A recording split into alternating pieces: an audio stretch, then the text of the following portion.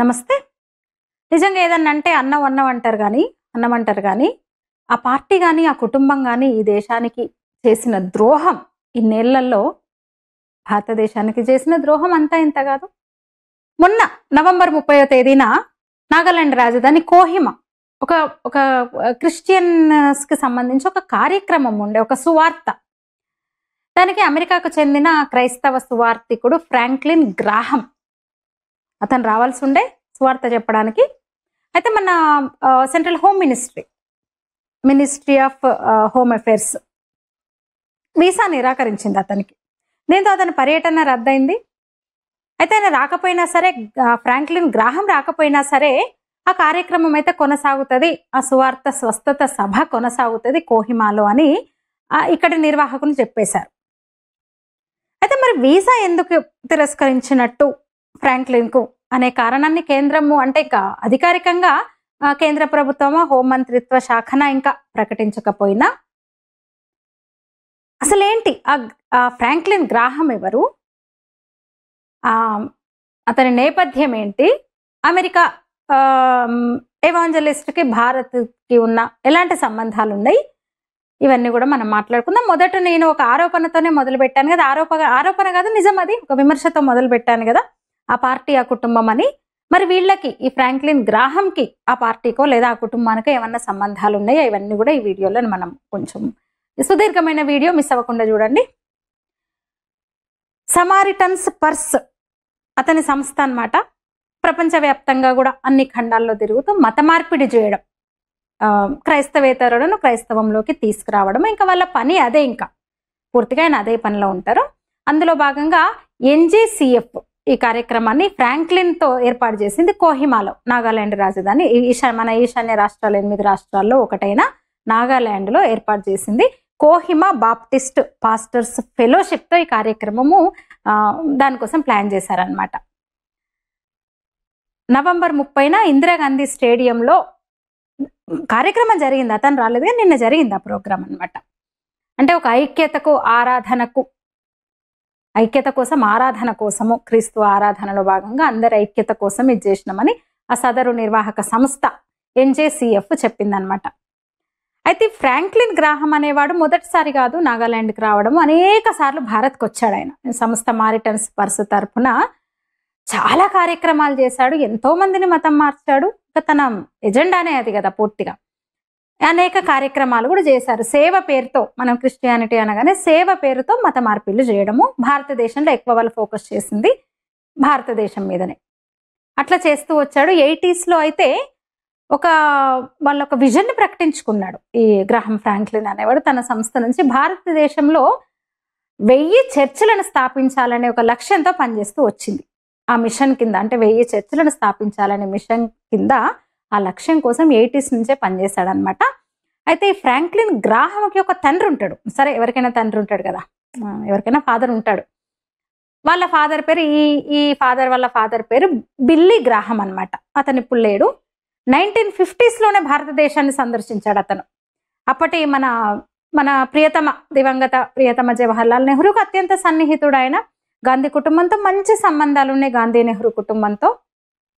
అట్లా ఆ పరిచయాలతో ఇంకా ఆయన మంచి కార్యక్రమాలు, తన మత ప్రచారం చేసుకుంటూ వచ్చాడు. అందువల్ల వాళ్ళకి మరి ఆ కాంగ్రెస్ పార్టీకి అంత అనుబంధం ఉంది వాళ్ళ తండ్రితో, ఆయనతో. కాబట్టి ఇప్పుడు నాగాలాండ్ NPCC కూడా ఇప్పుడు కేంద్ర ప్రభుత్వం అతనికి వీసా నిరాకరించడాన్ని బహిరంగంగానే విమర్శించింది అనమాట. ఎందుకు వీసా నిరాకరించినట్టు గ్రాహంకు అని నాగాలాండ్ జాయింట్ క్రిస్టియన్ ఫోరంతో పాటు national people's party NPP, Chakhesang public organisation CPO, Nagaland PCC వీళ్ళందరూ కలిసి ఒక బహిరంగ ప్రకటన విడుదల చేశారు. కేంద్ర ప్రభుత్వ నిర్ణయాన్ని తప్పుపడుతూ, మమ్మల్ని నిరాశకు గురి చేసింది కేంద్రం నిర్ణయము, గ్రాహం ఫ్రాంక్లిన్కి ఎందుకు మీరు వీసా నిరాకరించినట్టు, వేలాది మంది ఆయన కోసం ఎదురు చూస్తున్నారు క్రైస్తవులు, సువార్తలో ఆయన ఏం చెప్తాడో విందామన్నాము, అందువల్ల అందరి మనోభావాలు దెబ్బతీసింది కేంద్ర ప్రభుత్వము. క్రైస్తవ మైనారిటీలు అంటే మీకు ఎందుకంత చిన్న చూపు, మేము ఆందోళనలో ఉన్నాము అని వాళ్ళు ఇంకా ఒక బహిరంగ ప్రకటన అయితే విడుదల చేసిండ్రు అనమాట. మైనార్టీల విశ్వాసాలను కేంద్ర ప్రభుత్వం దెబ్బతీస్తోందని వార్నింగ్ ఏమంటారు విమర్శలు కూడా చేశారు, ఆరోపణలు కూడా చేశారు. ఇది అవమానం, ఇంకా అవమానం అసలు అతనికి వీసాని, అతను అమెరికా ఎవాంజలిస్ట్కి, అమెరికా మతబోధకుడికి వీసా నిరాకరించడం అంటే ఇక్కడున్న వాళ్ళని అవమానించడం అంట వాళ్ళు చెప్పిన మాట. అంతేకాదు ఇప్పుడున్న అక్కడ పాలక ప్రభుత్వంలో అంటే అధికార కూటమిలో భాగస్వామ్యంగా ఉన్న నాగా పీపుల్స్ ఫ్రంట్ మీద కూడా విమర్శలు చేసింది. అది మౌనంగా ఎందుకుంటోంది? ఎందుకంటే తెలుసు కదా నాగాలాండ్ ఏంటంటే ఎక్కువ క్రిస్టియన్స్ ఎక్కువగా ఉన్నది దేశంలో. మన దేశంలో ఇంగ్లీష్ అధికార భాషగా కలిగిన ఏకైక రాష్ట్రం నాగాలాండ్ అనమాట. అయితే నాగాలాండ్ చరిత్ర ఏంటి అనేది నేను సుదీర్ఘంగా మరొక వీడియో చేస్తాను నేను త్వరలో. ఇది ఇప్పుడు ఈ మన ఫ్రాంక్లిన్ గ్రాహం గురించి సందర్భం కదా, అంతవరకు మనం మాట్లాడుకుందాం. అయితే గ్రాహం ఫ్రాంక్లిన్ అనేవాడు కేవలం తను ఇక్కడికి వచ్చి చేసింది మత ప్రచారం మాత్రమే కాదు, హైందవ ద్వేషి కూడా. సరే, ఎవరి మతాన్ని వాళ్ళు ప్రచారం చేసుకునే హక్కు అధికారం ఉంటుంది. ఇంకా భారతదేశంలో అయితే ఒక పెన్ను ముప్పులుగా పరిణమించినాయి మనకు ఈ మిషనరీస్. అయినా సరే లౌకికత అని రాసుకున్నాం కాబట్టి ప్రియాంబిల్లే మార్చింది ఇప్పుడు ఇందిరాగాంధీ, ఏకంగా రాజ్యాంగ సవరణ చేసి లౌకిక రాజ్యం అన్నది కాబట్టి, మత స్వేచ్ఛ ఉంది అని కూడా రాజ్యాంగంలో ఉంది కాబట్టి ఓకే. కానీ హైందవాన్ని ద్వేషిస్తాడు. 2010లో USA టుడే దానికి ఇచ్చిన ఇంటర్వ్యూలో ఫ్రాంక్లిన్ గ్రాహం అనేవాడు చేసిన వ్యాఖ్యలు వివాదాస్పదమైనవి. 100 చేతులున్న ఏనుగు నా కోసం ఏమీ చేయలేదు, 9,000 మంది దేవుళ్ళలో ఎవరూ నన్ను మోక్షం వైపు తీసుకెళ్లరు, క్రీస్తు మాత్రమే మోక్షాన్ని సిద్ధింపజేస్తాడు అందరికీ అని పోలుస్తూ, జీసస్ గొప్పవాడు, అంతమంది దేవుళ్ళున్న హిందుత్వ వేస్ట్ అంటూ హిందువుల విశ్వాసాలను తక్కువ చేసే ప్రయత్నం చేశాడు. హిందూ దేవుళ్ళని అపహాస్యం చేశాడు చాలా సందర్భాల్లో. వాటికి అసలు విలువ లేదు. హిందూ దేవుడికి విలువ లేదు, శక్తి లేదు అని ఎక్కడికి వెళ్ళినా చేసిన ప్రచారం. క్రైస్తవ మతం ద్వారానే మోక్షం సిద్ధిస్తుంది, సువార్తకే విలువ ఉంది, శక్తి ఉంది అంటే ఒక సనాతన ధర్మము, 1000 ఏళ్ల నాగరికత, సనాతన ధర్మం విరిసిన ఈ నేల మీద అంటే ఎంత టార్గెట్గా, అది మనం కొత్తగా మాట్లాడుకోవట్లేదు. ఒక టార్గెట్గా, ఒక కుట్ర ప్రకారం అదంతా జరుగుతుంది. ఒక మిషనరీ మనస్తత్వాన్ని ప్రతిబింబించేలా ఇక్కడ ఏం జరుగుతున్నది, ఆధ్యాత్మిక ముసుగులో వాళ్ళంటే ఒక మత మార్పిడిని ఎట్లా దూకుడుగా ప్రోత్సహిస్తూ వచ్చారు, వాళ్ళు చేస్తూ వచ్చారు. ఇక్కడున్న ఈ సోకాల్డ్ సెక్యులర్ పార్టీలు నాయకులు వాళ్ళకి ఎట్లా ప్రోత్సహించారు, సహాయ సహకారాలు అందించారు, మనం రోజు చెప్పుకుంటూనే ఉంటాం. అరే ఎంత ప్రోత్సాహం లేకపోతే భారతదేశంలో 1000 చర్చిలను నిర్మించాలనే ఒక లక్ష్యాన్ని ప్రకటిస్తాడు ఇక్కడ కూర్చొని. ఆ లక్ష్య సాధనలో భాగంగా 1984లో ఈ ప్రకటన చేసేసి 84లో ఫ్రాంక్లిన్ గ్రాహం ఒక చర్చికి పునాది రాయి వేయడానికి కూడా వచ్చిండు. జనవరిలో ఈ సుమారిటన్ పర్స్ వెబ్సైట్ ఉంది వాళ్ళకు ఒకటి, దాంట్లో ఈ అంశాలన్నీ ఉంటాయి అన్నమాట. 1012 అంటే 1000 అసలైతే 1000 చర్చిలు పెడదాం అనుకుంటారు, కానీ అసలు టార్గెట్ని మించి 1012 చర్చిలు, 12 బైబిల్ పాఠశాలలు స్థాపించిందని వెబ్సైట్లో ప్రకటించారనమాట. 1000 అనుకున్న చోట భారతదేశం అంతటా కూడా 1012 అంటే పూర్తిగా హిందువులను క్రైస్తవీకరించడానికి. అయితే అన్ని చర్చిలు దాదాపు అన్ని ఆ టైంలో ఆ లక్ష్యంతో స్థాపించిన చర్చిలు ఏవైతే ఉన్నాయో వాటిల్లో కొన్ని బావులు ఏర్పాటు చేశారు, మంచినీటి బావులు ఏర్పాటు చేసి, ఇది పరిశుద్ధమైన నీరు, అసలైతే ఎవరైనా నీళ్లు తాగితే మళ్ళీ దాహం వేస్తుంది, ఎవరైనా నీళ్లు తాగితే ఒకసారి నీళ్ళు తాగితే మళ్ళీ దాహం వేస్తుంది, కానీ ఈ నీరు, నేనిచ్చే ఈ నీళ్లు తాగితే అసలు ఎప్పటికీ దాహం వేయదు అట్లా అనమాట. అంటే ఈ సువార్థికుడు అందరిలానే ఈ ఫ్రాంక్లిన్ గ్రాహం కూడా క్రైస్తవ దేవుడు మాత్రమే ప్రజలను రోగాల నుంచి బయటపడేస్తాడు, మేము చర్చలో ఉన్న ఈ బావి నీళ్ళు ఇస్తే ఇంక అసలు మీకు దాహం కూడా ఏదో, మీ రోగాలు అన్నీ పోతాయి. 80sలో అయితే ఎట్లయితే 1000 చర్చిలు నిర్మించాలని 1012 నిర్మించారు కదా, 2010లో కూడా ఈ బిల్లీ గ్రాహం ఎవాంజలిస్టిక్ అసోసియేషన్ అప్పుడు కూడా ఒక ప్రణాళిక తీసుకుంది.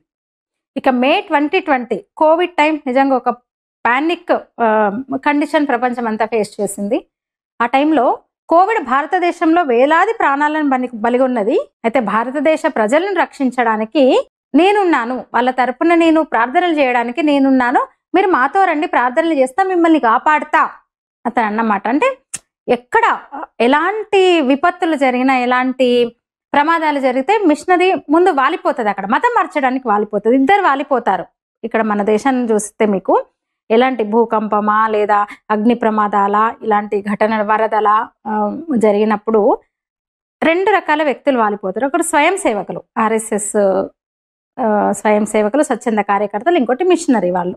అంటే ముందే వాళ్ళరు వీళ్ళు వెళ్ళి ఎక్కడి దగ్గర అంతా సెట్ చేసేసి కొంచెం అక్కడ పరిస్థితి అంతా మంచిగా అయిన తర్వాత మళ్ళీ పూర్వపు స్థితికి వచ్చిన తర్వాత వీళ్ళు వాలిపోతారు అనమాట. వాలిపోయి మతం మారండి, మీ దేవుడి వల్ల ఇలాంటి విపత్తు మీకు నష్టం జరిగింది, ఇగో తీసుకోండి, రైస్ బ్యాగ్ తీసుకోండి, లేదా ఇవి తీసుకోండి, అవి తీసుకోండి, మీరు మతం రండి అని వీళ్ళు ప్రచారం చేస్తారు. అది కామన్ గా జరుగుతున్న వ్యవహారం భారతదేశంలో. ఆ టైంలో, కోవిడ్ టైంలో ఇతను చేసిన ప్రచారం కూడా భారతీయులను రక్షించడానికి నేనున్న ప్రార్థనలో మాతో చేరండి అంటూ కోవిడ్ని కూడా వాడుకున్నాడు. అయితే ఈ ఘటనలు ఇప్పుడు నేను చెప్పింది ఒక్క మిషనరీ గురించే, ఒక్క గ్రాహం గురించి మాత్రమే చెప్పినాను కదా. ఇవన్నీ జరుగుతున్నాయని నరేంద్ర మోదీ వచ్చిన తర్వాత కొంచెం కఠినతరం చేశారు. అంటే విదేశీ ఫండింగ్స్ విషయంలో, ముఖ్యంగా మిషనరీ ఫండింగ్స్ విషయంలో యుఎస్ఎయిడ్ని 2025లో ప్రారంభంలో యుఎస్ఎయిడ్ను నిలిపివేయాలని, మూసేయాలని ఒక నిర్ణయం తీసుకున్న తర్వాత చాలా సంస్థలు వెనక్కి తగ్గినాయి, దెబ్బతిన్నాయి. నిజంగా చెప్పాలంటే ఈ మత మార్పిడి రాకెట్లను నడుపుతున్న మాఫియా, ఈ క్రిస్టియన్ మాఫియా, ఈ మిషనరీ ఆర్గనైజేషన్స్ కొన్ని వెనక్కి తగ్గినాయి అని చెప్పొచ్చు. అయితే ఆ యుఎస్ఎయిడ్ నిధులను, అంటే బయట నుంచి ఇలాంటి వాళ్ళ ద్వారా నిధులను పొంది ఇక్కడ మత మార్పిడికి విస్తృతంగా పనిచేస్తున్న సంస్థల్లో ఒకటి వరల్డ్ విజన్ ఇంటర్నేషనల్. ప్రతి ఏటా కూడా 100 కోట్లు ఇక్కడి భారతదేశంలో మానవతా సాయం కోసం అంటూ 100 కోట్లు అది బయట నుంచి ఫండ్ తీసుకుంటూ ఇక్కడ మత మార్పిడి చేస్తూ వస్తుంది అనమాట. పూర్తిగా మత మార్పిడి మీదనే ఉన్న సంస్థ అది. హిందువులను, ముఖ్యంగా పిల్లలను, మహిళలను టార్గెట్ చేసుకొని వాళ్ళు క్రైస్తవంలోకి హిందువులను మార్చడమే పనిగా పెట్టుకున్నారు. ఈ సంస్థ కూడా కొత్తదేం కాదు, 1951లో స్థాపించారు దాన్ని. అంటే 70 ఏళ్లకు పైగా ఈ వరల్డ్ విజన్ హిందువులను మతం మార్చడంలోనే పనిచేస్తోంది. హిందూ మతాన్ని అణిచివేసే కుట్రలో బయట నుంచి కోట్లాది రూపాయలు అందుకుంది బయట నుంచి. అయితే 2024లోనే మోదీ సర్కార్ దాని FCRA లైసెన్స్ను రద్దు చేసింది. అంటే ఫారిన్ ఫండింగ్ రాకుండా రద్దు చేసింది. దీంతో కొంచెం ఆ సంస్థ, ఈ మత మార్పిడి కార్యకలాపాలు ఆగిపోయినాయి. అయితే ఈ సంస్థను, భారత్లో మత మార్పిడికి పనిచేస్తున్న ఈ వరల్డ్ విజన్ అనే ఈ ఆర్గనైజేషన్ స్థాపించింది ఎవరో కాదు, బాబు పియర్స్. 1950 ప్రారంభంలోనే ఇక్కడ కార్యకలాపాలు మొదలుపెట్టింది అనుకున్నాం కదా. అయితే 10 ఏళ్ల నాటికి, అంటే 1960 నాటికే 6 ఒక ఏమంటారు చైల్డ్ కేర్ ప్రాజెక్టులను ప్రారంభించింది ఇక్కడ. మత మార్పిడి రాకెట్లను ఉధృతం చేయడానికి ఆ టైంలో వేసిన అడుగు ఇంకా వాళ్ళకి ఇంకా శరవేగంగా పరుగులెత్తిందని చెప్పొచ్చు వాళ్ళ పని. అప్పుడు అతను రాసిన లేఖ వాళ్ళకి అమెరికా, అంటే కోల్కతాలో తను ఏం చేస్తున్నాను, ఎట్లా సిక్కులను కూడా, హిందువులతో పాటు సిక్కులను కూడా నేను మతం మారుస్తున్నాను అని వాళ్ళకు రాసిన లేఖలు ఇంకా ఉన్నాయి. అవి కూడా నేను మీకు చూపిస్తున్నా, సైడ్కి చూడండి. అంటే 1956-57లో అంటే మధ్యలో పియర్స్ వచ్చాడు, భారతదేశానికి వచ్చాడు. ఇక్కడ చాలా సమావేశాలు పెట్టాడు, సువార్తలు నిర్వహించాడు. నాటి ప్రధానమంత్రి జవహర్లాల్ నెహ్రూను కూడా కలిశాడు, పలుమార్లు కలిశాడు జవహర్లాల్ నెహ్రూ. ఆ ఫోటో కూడా నేను మీకు పక్కన చూపిస్తున్నా. 1956-57 ఆ టైంలో పండిట్ జవహర్లాల్ నెహ్రూ ఈ దేశ ప్రధానిగా ఉన్న టైంలో ఈ పియర్స్ అనేవాడు భారతదేశంలో యథేచ్ఛగా మత మార్పిళ్లు సాగించడమే లక్ష్యంగా కుట్రగా పెట్టుకున్న అతను భారత ప్రధానితో కలిశాడు. ఆ లెటర్స్ కూడా ఇంకా ఉన్నాయి. అయితే ఆ చిత్రంలో ఉన్న వాళ్ళలో పియర్స్ ఒకడు, ఫ్రాంక్లిన్ గ్రాహం తండ్రి బిల్లీ గ్రాహం కూడా ఉన్నాడు చూడండి. నెహ్రూతో ఇద్దరు ఉన్నారు కదా. అందులో ఇప్పుడు మొన్న ఏదైతే నాగాలాండ్ రాకుండా వీసా ఏదైతే రద్దు చేసిన ఎవాంజలిస్ట్ ఫ్రాంక్లిన్ గ్రాహం ఉన్నాడు కదా, ఆ ఫ్రాంక్లిన్ గ్రాహం తండ్రే సీనియర్ గ్రాహం అన్నమాట, బిల్లీ గ్రాహం అతని పేరు. వాళ్ళిద్దరు నెహ్రూతో ఉన్నారు, చూపిస్తున్నాను నేను మీకు. గ్రాహం నెట్వర్క్ మామూలుగా లేదు అప్పట్లో భారత్లో. జవహర్లాల్ నెహ్రూ ఉన్న టైంలో ఇక ఆడింది ఆటగా, పాడింది పాటగా అన్నట్టుండే. అసలు అనేక మంది అప్పటి నాటి రాష్ట్ర ముఖ్యమంత్రులను కలిశాడు, అధికారులను కలిశాడు, యుఎస్ అధ్యక్షులతో కూడా తను సన్నిహితంగా ఉండేవాడు. భారతదేశంలో ఈ లండన్లోని ఎవాంజలికల్ అలయన్స్ లో ఒక కీలక వ్యక్తి అతన్ని ప్రోత్సహించిన తర్వాత రెవరెండ్ గ్రాహం ముంబైలో, అప్పుడైతే ముంబై, మెడ్రాస్, ఇప్పుడు చెన్నై, కొట్టాయం, పాలక్కాడ్, న్యూఢిల్లీ, కోల్కతా ఈ నగరాల్లో క్రూసేడ్లను షెడ్యూల్ చేశాడు అతను. 1956లో ఫస్ట్ టైం వచ్చాడు. వచ్చినట్టు వెబ్సైట్లో ఉంది. 56లో ఫస్ట్ టైం వచ్చినప్పుడు వెబ్సైట్లో ఉంది. ఆ టైంలోనే నెహ్రూను కలిశాడు. భారతదేశ కమ్యూనిస్టు కూటమితో తమ సంబంధాలను బలోపేతం చేసుకోవడం మొదలైంది అప్పుడే. అయితే అమెరికా భారత్ మధ్య సంబంధాలపై బ్రీఫింగ్ కోసం అంటూ నాటి అధికారులతో కూడా సమావేశమయ్యాడు. విదేశాంగ కార్యదర్శిని కూడా కలిశాడు అతను. అప్పుడు భారతదేశ విదేశాంగ కార్యదర్శిని కూడా కలిశాడు అనమాట. అంటే కేవలం క్రైస్తవ మార్పిడులకు మాత్రమే కాకుండా ఇంకేదో ఉంది, అమెరికా నుంచి ఏదో మోసుకొచ్చాడు. అందులో భాగంగా దేశ ప్రధానిని కలిశాడు.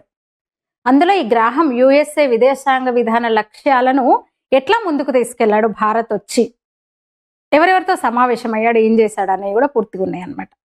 అంటే అమెరికా ప్రభుత్వ విదేశాంగ లక్ష్యాలను భారత్లో తీసుకెళ్లడానికి ఈ బిల్లీ గ్రాహం తన క్రైస్తవ క్రూసేడ్లను కూడా ఉపయోగించుకున్నాడు.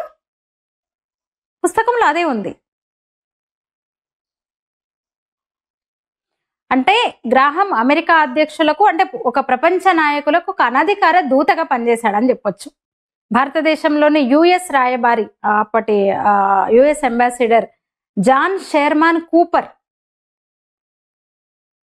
గ్రాహంను కలవమని నెహ్రూ మీద ఒత్తిడి తెచ్చాడంట. నాటి యుఎస్ అంబాసిడర్ మన ప్రధానమంత్రి మీద ప్రెషర్ పెట్టాడంట. ఆ పుస్తకంలో ఉంది, పుస్తకంలో రాశాడు.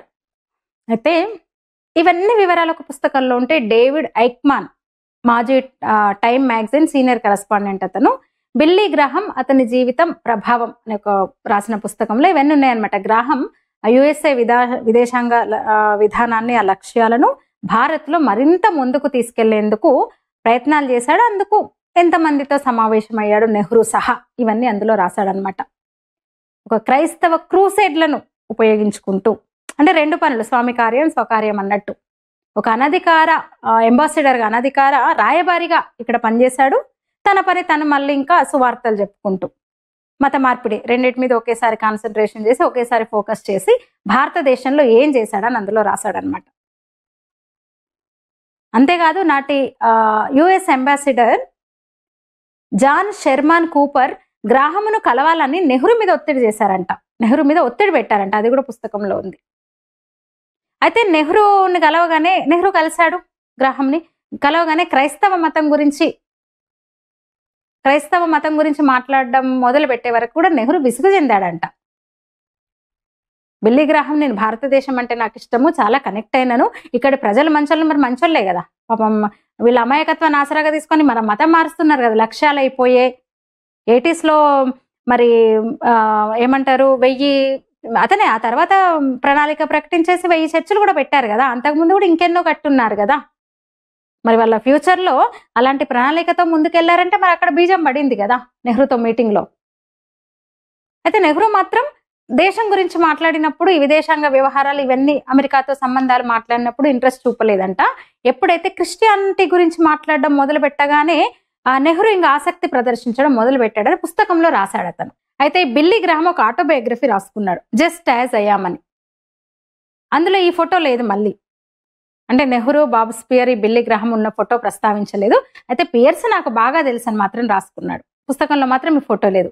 అయితే ఇంట్రెస్టింగ్ గా ఈ బాబు పియర్స్ కూడా ఒక పుస్తకం రాసుకున్నాడు వాడి ఆటోబయోగ్రఫీలో, this one thing I do అనే పుస్తకంలో. అదేమో ఈ చాప్లిన్ ముందు మాటతో ఉంటది, యునైటెడ్ స్టేట్స్ సెనేట్ చాప్లిన్ ముందు మాటతో ఉంటది. అందులో జవహర్లాల్ నెహ్రూ వీళ్ళిద్దరు కలిసి ఉన్న నెహ్రూతో, ఇప్పుడు ఈ ఫోటో నెహ్రూతో ఇద్దరు ఉన్న ఈ ఫోటోను తను దాంట్లో పెట్టుకున్నాడు అనమాట, బుక్ లో ప్రచురించాడని, పబ్లిష్ చేశాడనమాట. తోడుదొంగలు చూడండి మరి. ఇక 1972లో బిల్లీ గ్రాహం మరొకసారి భారతదేశానికి వచ్చాడు. వచ్చినట్టు ది హిందూ 1972లో నవంబర్ 24లో ఒక రిపోర్టులో ప్రచురించింది అనమాట. దానిలో రాశారు, ఒక ప్రముఖ సువార్థికుడు గ్రాహం, డాక్టర్ గ్రాహం బిల్లీ ఈ రాత్రి భారతదేశ పర్యటనకు వచ్చాడు. భారత్ అలాగే యునైటెడ్ స్టేట్స్ మధ్య సంబంధాలను మెరుగుపరచడంలో ఆయన రాక ఒక అంటే ఉపయోగపడుతుంది అనే ఆశాభావం వ్యక్తం చేస్తున్నారు. కోహిమా నుంచి మళ్ళీ అమెరికా వెళ్తూ ఢిల్లీ విమానాశ్రయంలో ఇందిరాగాంధీతో ఉన్న గ్రాహంను అక్కడ విలేకరులు అడిగారు. అప్పుడు అమెరికా ప్రెసిడెంట్ రిచర్డ్ నిక్సన్ అన్నమాట. ఇందిరాగాంధీ కోసం నిక్సన్ ఏమన్నా సందేశాన్ని తీసుకొచ్చాడా, ఇక్కడ నుంచి ఏమన్నా సందేశం తీసుకెళ్తున్నారా అంటే క్షమించాలి, నేను దానికి ఆన్సర్ ఇవ్వలేదని బదిలిచ్చాడంట. అయితే ఇందిరాగాంధీని మాత్రం కలవమన్నాడు నిక్సన్. నాగాలాండ్ని సందర్శించడానికి వెళ్తున్నావు కదా, భారత ప్రభుత్వం నీకు అనుమతి ఇచ్చింది కదా, నువ్వు ఇందిరాగాంధీని కూడా కలవని చెప్పాడనమాట. ఆ టైంలో అప్పుడు అధ్యక్షుడు వివి గిరి, ప్రెసిడెంట్ వివి గిరి. ఇట్లా ఇంతమందిని కలిశాడనమాట. కోల్కతా విమానాశ్రయంలో విలేకరులతో మాట్లాడాడు, ఢిల్లీలో విలేకరులతో మాట్లాడాడు. నిక్సన్ గురించి, ఇందిరాగాంధీ, 2 దేశాల సంబంధాలు ఇవన్నీ చాలా మాట్లాడాడు. అప్పుడు సన్నిహిత మిత్రులుగా ఉండాలి యుఎస్ భారతదేశం అన్నాడు, పరస్పర ప్రయోజనాలు ముఖ్యమని ఇంకొక రాజకీయ నాయకుడు లెవెల్లో అన్ని మాట్లాడేశాడు అనమాట. అవన్నీ కూడా ది హిందూ రిపోర్టులో అవన్నీ కూడా ప్రస్తావించింది. తన పుస్తకంలో ఇట్లా రాసుకున్నాడు. న్యూఢిల్లీలో అమెరికన్ కాన్సుల్ అభ్యర్థన మేరకు నేను నిక్సన్ చెప్పినట్టు, నిక్సన్ నాకు చెప్పాడు, ప్రధాని ఇందిరాగాంధీతో నువ్వు కలువు, ఆమెతో మాట్లాడు, ఇంటర్వ్యూ తీసుకో, ఆమెను పర్సనల్ గా కలివామెను, ఆమెకు భారత్కు సంబంధించి ఎలాంటి అంబాసిడర్ కావాలి, అమెరికా రాయబారిగా ఎవరుంటే బాగుంటుందో ఆమెను అడుగు, నాకు చెప్పు, మళ్ళీ ఆమెను గమనించు, ఆమె చేతుల కదలికలను గమనించు, ఆమె హావభావాలను గమనించు, ఆమె ముఖాన్ని అబ్జర్వ్ చేయి, ఆమె కళ్ళు ఎలాంటి భావాన్ని కల్పిస్తున్నాయో నువ్వు గమనించు. ఇవన్నీ కూడా నీ ఇంటర్వ్యూ పూర్తయిన తర్వాత మళ్ళీ అమెరికన్ ఎంబసీకి వెళ్ళిన తర్వాత, అమెరికా రాయబార కార్యాలయానికి వెళ్ళిన తర్వాత నాకు రిపోర్ట్ చెయ్యి అని నిక్సన్ నాతో అన్నాడని ఆ పుస్తకంలో రాసుకున్నాడు అనమాట. అతను ఈ విషయాన్ని నేను అడిగాను ఇందిరాగాంధీని, నీకు ఎలాంటి రాయబారి కావాలి, మీకు భారత్కు అమెరికా రాయబారిగా, భారత్లో అమెరికా రాయబారిగా ఎలాంటి వాళ్ళు ఉండాలంటే ఎకానమీని అర్థం చేసుకునే, ఆర్థిక శాస్త్రాన్ని అర్థం చేసుకునే, అట్లనే నిక్సన్ మాట వినేవాడు నాకు కావాలి అని ఇందిరాగాంధీ చెప్పింది అని కూడా అన్నాడు అనమాట. అంతేకాదు, అమెరికా కాంగ్రెస్ లో ప్రభావం చూపే వ్యక్తిని నేను కోరుకుంటున్నాను, ఇక్కడ అంబాసిడర్ గా అంది ఆమె. She told me she wanted someone who understood economics, who had the year of the president and who had influence in Congress. She told me she wanted someone who understood economics, who had the ear of the president and who had influence in Congress. ఈ విషయాన్ని మళ్ళీ నేను Nixon కు చెప్పాను, America అధ్యక్షుడికి వెళ్ళి చెప్పాను. ఇందిరాగాంధీ కోరిక మేరకు అతను డేనియల్ ప్యాట్రిక్ మోయినిహాన్ ను నియమించారు ఇక్కడ అంబాసిడర్ గా. నా నివేదిక, నేను ఇచ్చిన రిపోర్టు అమెరికా అధ్యక్షుని ఇంత ప్రభావితం చేసింది అని రాసుకున్నాడు అనమాట. దాంట్లో అమెరికా ప్రభుత్వం నుంచి నిజంగానే ఒక అన్అఫీషియల్ దూతగా వచ్చి ఇందిరాగాంధీని కలవడము, ఆమె ప్రవర్తనను గమనించడము, అమెరికాకు తిరిగి వెళ్ళి అక్కడ నివేదించడము, అతను చెప్పినట్టే ఇందిరాగాంధీ కోరుకున్నట్టు నిక్సన్ ఆ వ్యక్తిని ఇక్కడ ఇవ్వడము, పనిలో పనిగా ఇవన్నీ సువార్తలు, గ్రాహం సువార్త ప్రచారం కోసము తరచూ నాగాలాండ్ వస్తుండేవాడు అని ఇంకా రాసుకున్నాడు. భారతదేశానికి వెళ్ళడంలో ఉద్దేశం ముఖ్యంగా నాగాలాండ్ని మేము ఎందుకు ఎంచుకున్నామంటే, బర్మా సరిహద్దుకు ఉంటది, మంచి పర్వతాలు, అటవీ ప్రాంతం ఉన్నది, ఈశాన్య మూలలో ఉన్నది, ఏకాంత ప్రాంతం అది. 1 డజన్కు పైగా తెగలు ఉంటాయి, ట్రైబ్ కమ్యూనిటీస్ ఉంటాయి. ప్రతి ఒక్కటి దేనికదే ఒక సొంత మాండలికాన్ని, భాషను, సంస్కృతిని, వేషాన్ని ఇవన్నీ కలిగి ఉంటది. ప్రత్యర్థుల ప్రత్యర్థుల తలలు వేటాడే చరిత్ర కలిగిన తెగలు ఉన్నాయి అక్కడ అని రాసుకున్నాడు దాంట్లో. ఇక 1972కి వచ్చేసరికి కూడా ప్రభుత్వం అనుమతి ఇచ్చింది, ఇందిరాగాంధీ ప్రభుత్వం. వాళ్ళ సంబంధము, వాళ్ళ అనుబంధము కాంగ్రెస్ పార్టీతో, నాటి ప్రధానితో అట్లా కొనసాగుతూ వచ్చింది. గ్రాహంది, సీనియర్ గ్రాహంది, బెల్లీ గ్రాహంది. అన్నిటికన్నా గొప్ప విషయం ఏంటంటే, అన్నిసార్లు భారతదేశాన్ని సందర్శించినా సరే, పర్యటించినా సరే, తన పని తాను చేసుకున్నా సరే, నాగాలాండ్ లో 1972లో కూడా ఇందిరాగాంధీ అనుమతి ఇచ్చింది. అది గొప్ప విషయం అని రాసుకున్నాడు అందులో. అసలు అద్భుతము. నాకు ఆ టైంలో కూడా నాగాలాండ్ సందర్శనకి ఇందిరాగాంధీ అనుమతి ఇచ్చిండ్రు. ఎందుకంటే ఆ టైంలో ప్రపంచంలో ఎవరిని సందర్శించడానికి కూడా విదేశీయులు ఎవరు భారత్ రావడానికి వీల్లేని పరిస్థితి, ఎవరిని అనుమతించలేదు. ఎందుకంటే ఆ టైంలో ఇక్కడున్న అస్థిరత. 1971లో బంగ్లాదేశ్ విమోచన యుద్ధం జరిగింది కదా, పాకిస్తాన్తో బంగ్లాదేశ్ కోసము. 1 కోటి మంది శరణార్థులు భారత్లోకి వచ్చారు ఆ టైంలో. భారత్ బంగ్లా కోసం జరిగిన యుద్ధ సమయంలో 1 కోటి మంది శరణార్థులు భారత్లోకి వచ్చారు. విపరీతంగా యుద్ధ ఖర్చు పెరిగిపోయింది, శరణార్థులను పట్టించుకోవాల్సి వచ్చింది. పాకిస్తాన్ నుంచి 93,000 మంది యుద్ధ ఖైదీల భరణం,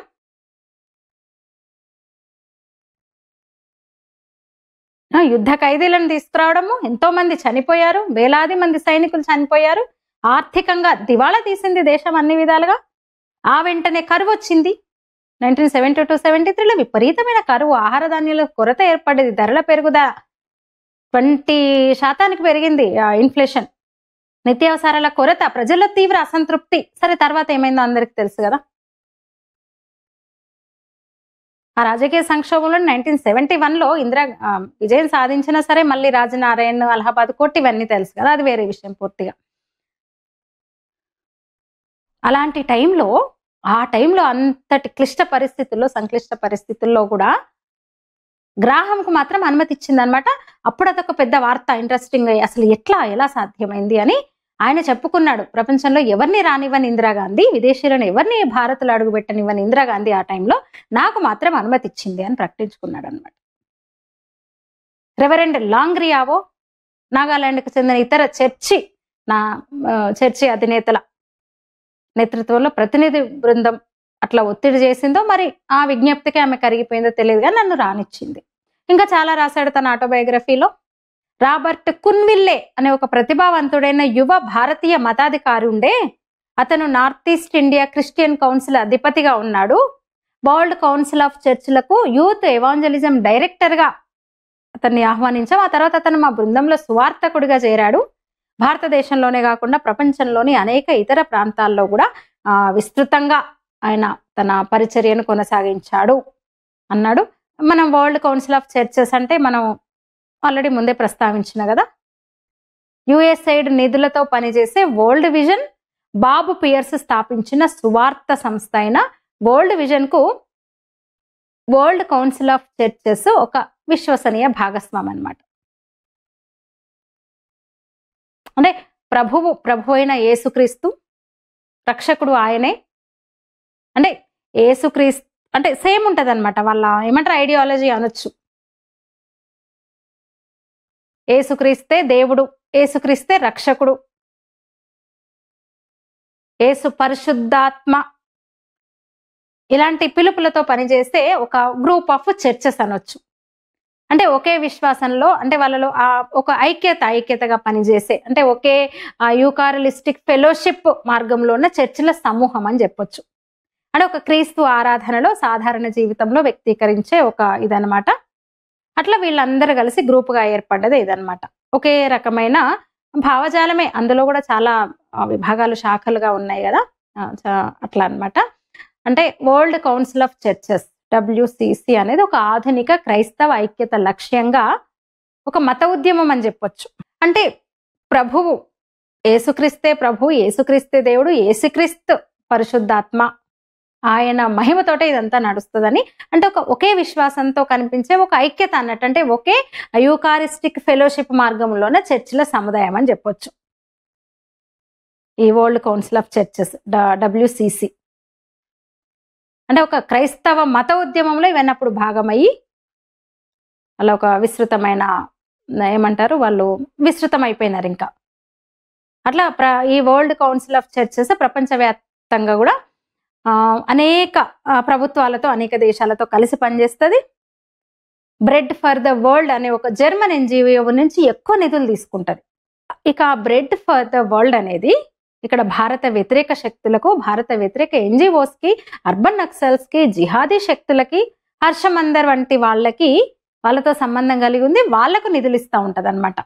ఇంకో మాట, ఈ బిల్లీ గ్రహం అనేవాడు నాగాలాండ్ పర్యటన సందర్భంగా వచ్చినప్పుడంతా మదర్ తెరిసాను కలిసేవాడు. మదర్ తెరిసా కూడా మంచి స్నేహితుడు అనమాట.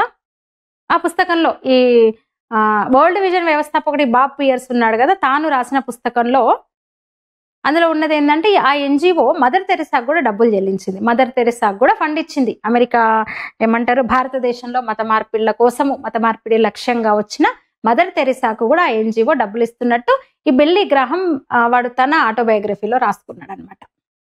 ఇంకా చెప్పుకున్నాడు తాను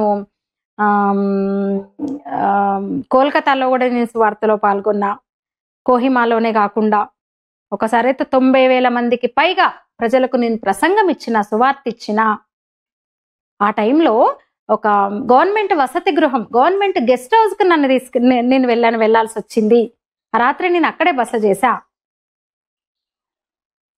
గ్రాహం ఈ బెల్లి గ్రాహం రాసుకున్న ఇంకొక ఆసక్తికరమైన విషయం తన ఆటోబయోగ్రఫీలో, నేను ఒకసారి నాగాలాండ్ వెళ్ళినప్పుడు కోహిమాలో 90,000 మందికి పైగా ప్రజలకు నేను ప్రసంగం ఇచ్చాను, సువార్త ఇచ్చాను నేను. ఆ టైంలో రాత్రి నేను ఒక గవర్నమెంట్ గెస్ట్ హౌస్ లో గడిపిన. రాత్రి మమ్మల్ని గవర్నమెంట్ గెస్ట్ హౌస్ కి తీసుకెళ్లారు. ఆ టైంలో నాగాలాండ్ మంత్రి ఒకరు మా కోసం విందు ఏర్పాటు చేశారు. ఆ రోజు మరుసటి రోజు ఏం మాట్లాడాలనేది మేము చర్చించుకున్నాము. నవంబర్ 2022 అంటే 1972లో ఈ బెల్లీ గ్రాహం చేసిన క్రూసైడ్కు 5 లక్షల మంది హాజరయ్యారు. 5 లక్షల మంది. అనేక తెగలున్నారు ఆ గుంపులో. ఎవరికి వాళ్లకు అనువాదకులను పెట్టాం మేము. వాళ్ళ వేషాలతో, వేషధారణతో వాళ్ళు వచ్చారు. ముఖాలకంతా కొంచెం పెయింట్ వేసుకొని కొందరు ఉన్నారు, కొందరు ఈటలు పట్టుకొని వచ్చినారు, కొందరు. దేవుని ప్రేమను వాళ్ళ మీద నేను ప్రకటించాను రాసుకున్నమాట ఆ పుస్తకంలో. ఇందిరాగాంధీ ప్రభుత్వం పోలీసు రక్షణ ఇచ్చింది మాకు. గవర్నమెంట్ గెస్ట్ హౌస్ లో బస చేసే ఏర్పాటు చేసింది. ఆ సువార్తను నాగాలాండ్ ముఖ్యమంత్రి కూడా వచ్చి విన్నాడు. అంతేకాదు ఇందిరాగాంధీ మా కోసం హెలికాప్టర్లను కూడా సిద్ధం చేసింది. నా పర్యటనను చాలా ఆసక్తికరంగా గమనించింది ఆమె అని పుస్తకంలో రాసుకున్నాడు. స్వయంగా చెప్పింది ఇందిరాగాంధీ, నా యాత్రను చాలా వ్యక్తిగత ఆసక్తితో నేను అనుసరిస్తున్నాను నాకు చెప్పింది కూడా. After that we're taken to a government house to spend the night. The chief minister of the cabinet of Nagaland had arranged a dinner for us. At the dinner, the schedule for the next day was discussed. Mrs. Gandhi had told me that she would be following the trip with great personal interest and warned me of some particular dangers. She ordered 2 helicopters to pick us up at the conclusion of our meetings. రాసుకున్నాడు. కొన్ని ప్రమాదాల గురించి హెచ్చరించారు. మాకు ప్రత్యేక హెలికాప్టర్ని మాకు arrange చేశారు. నేను చాలా ఒక వ్యక్తిగత ఆసక్తితో మిమ్మల్ని, మీ ప్రోగ్రామ్స్ని, మీ స్కెడ్యూల్ని ఫాలో అవుతున్నానని ఇందిరాగాంధీ నాకు చెప్పారని రాసుకున్నాడు అతను. అంత ఆసక్తిగా గమనించిందంట నాగాలాండ్ పర్యటనను. బెల్లీ గ్రాహం అనేవాడు ఇప్పుడు వాని కొడుకే వీసా నిరాకరించింది. ఫ్రాంక్లిన్ గ్రాహంకు వీసా నిరాకరించారు కదా. ఫ్రాంక్లిన్ గ్రాహం తండ్రి నాగాలాండ్ పర్యటనకు వచ్చిన ప్రతిసారి ఇందిరాగాంధీ చాలా ఆసక్తిగా అనుసరించిందంట. ఆ టైంలో అసలు విపరీతమైన అస్థిరత నెలకొన్న నేపథ్యంలో ప్రపంచంలో ఎవరిని కూడా, విదేశీయులను ఎవరిని రానివ్వలేదు. కానీ ఇతనికి మాత్రం నాగాలాండ్ సందర్శించడానికి అనుమతి ఇచ్చింది. ఆసక్తిగా గమనించింది. గవర్నమెంట్ గెస్ట్ హౌస్ ఇచ్చింది బస చేయడానికి. నాగాలాండ్ మంత్రితో విందు ఏర్పాటు చేయించింది. హెలికాప్టర్లను పెట్టింది. వరల్డ్ కౌన్సిల్ ఆఫ్ చర్చితో సంబంధం ఉన్న ఒక ప్రీస్ట్, ఒక ఎవాంజలిస్ట్ పట్టుబట్టడంతో అందుకు అనుమతి ఇచ్చింది. పోలీసు రక్షణ ఇచ్చి, ప్రభుత్వ వసతి గృహం ఇచ్చి, ప్రయాణించడానికి ప్రైవేట్ హెలికాప్టర్లను ఇచ్చింది. లక్షలాది మంది క్రైస్తవేతరులను మత మార్పిడి చేయడానికి వాడు వచ్చింది. ఎందుకు? లక్షలాది మందికి స్వార్థ చెప్పి మత మార్పిడి చేయడానికి. అంటే అంత అస్థిరత సమయంలో, ఒక సంక్షోభ సమయంలో ప్రజలను హిందూ మతం నుంచి క్రిస్టియన్లోకి మార్చడానికి తన వంతు ప్రయత్నము, కృషి నిర్విఘ్నంగా చేసింది ఇందిరాగాంధీ అన్నమాట. ఇది వీళ్ళ కథ. మాట్లాడితే ఎంతసేపు కాంగ్రెస్ వాళ్ళని అంటారు, ఇందిరాగాంధీని అంటారు, నెహ్రూని అంటారు అని నాకు ఇగో కామెంట్లు అవే వస్తాయి. వాస్తవాలు ఇట్లా ఉన్నాయి. అరే ఆధారాలతో సహా చెప్తున్నా, ఫోటోలు కూడా పక్కన మీకు చూపించిన కదా. వాస్తవాలు చెప్తే కూడా జీర్ణించుకోలేని స్థితిలో ఉంటే ఏం చేస్తాయి చెప్పండి? మీరేమంటారు? ఈ వీడియో మీద కూడా మీ అభిప్రాయం తెలియజేయండి. ధన్యవాదాలు.